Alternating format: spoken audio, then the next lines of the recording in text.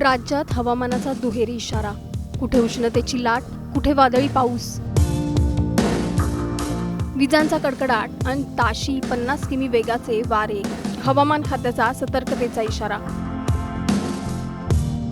12 जिल्ह्यांना पावसाचा अलर्ट, तर 4 जिल्ह्यांवर उष्णतेचे संकट. महाराष्ट्रात सध्या निसर्गाचा एक वेगळाच खेळ पाहायला मिळतोय. एका बाजूला नागरिक उष्णतेच्या झळांनी हैराण झाले आहेत, तर दुसऱ्या बाजूला काही भागांमध्ये मेघगर्जनेसह पावसाची चाहूल लागली आहे. हवामान विभागाने राज्यातील अनेक जिल्ह्यांसाठी येलो आणि ऑरेंज अलर्ट जारी केला आहे. पुढील काही तास आणि दिवस हवामानाच्या दृष्टीने महत्त्वाचे ठरणार आहेत. नेमक्या कोणत्या जिल्ह्यांना पावसाचा इशारा देण्यात आलाय, कुठे उष्णतेची लाट धडकणार आणि नागरिकांनी कोणती काळजी घ्यायला हवी, पाहूयात या सविस्तर रिपोर्टमधून. राज्यातील हवामान दिवसागणिक अधिकच अनिश्चित होताना दिसतंय. सकाळपासून अंगाची लाहीलाही करणारे ऊन आणि संध्याकाळी अचानक ढगांची गर्दी, विजांचा कडकडाट आणि पावसाच्या सरी, असा अनुभव सध्या अनेक भागातील नागरिक घेत आहेत.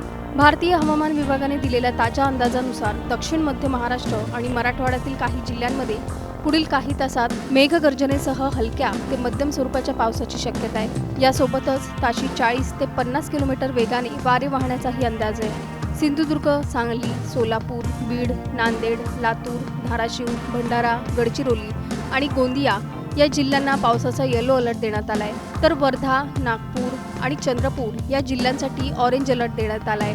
या भागांमध्ये विजांच्या कडकडाटासह जोरदार पावसाची शक्यता हवामान खात्याने व्यक्त केली आहे. मात्र राज्यातील परिस्थिती केवळ पावसापुरती मर्यादित नाही. विदर्भातील काही जिल्ह्यांमध्ये उष्णतेची तीव्र लाट कायम असून अकोला आणि अमरावतीसाठी येलो अलर्ट जारी करण्यात आलाय, तर वाशिम आणि यवतमाळ या जिल्ह्यांमध्ये उष्णतेच्या लाटेचा धोका असल्याने ऑरेंज अलर्ट देण्यात आलाय. दरम्यान पालघर, ठाणे, मुंबई आणि रायगड या जिल्ह्यांमध्ये उष्ण आणि दमट हवामानाचा इशारा देण्यात आलाय.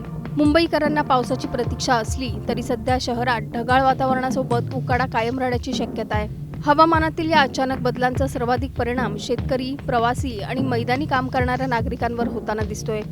एका बाजूला पावसाची प्रतीक्षा करणारा शेतकरी, तर दुसऱ्या बाजूला वादळी वाऱ्यामुळे पिकांचं नुकसान होण्याचीही भीती आहे.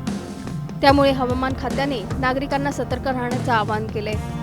विशेषतः विजांचा कडकडाट सुरू असताना झाडाखाली उभं राहणं, उघड्या मैदानात थांबणं किंवा पत्र्याच्या शेडचा आसरा घेणं टाळण्याचा सल्ला देण्यात आलाय. एकीकडे पावसाची आतुरतेने वाट पाहणारे शेतकरी आणि दुसरीकडे वादळी वारे आणि उष्णतेच्या झळांमुळे वाढलेली चिंता. निसर्ग नेमका कोणता संकेत देतोय?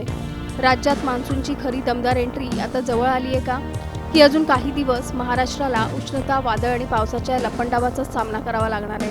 याचं उत्तर येणाऱ्या काही दिवसातील हवामानच देणार आहे. Bureau report, times now Marathi.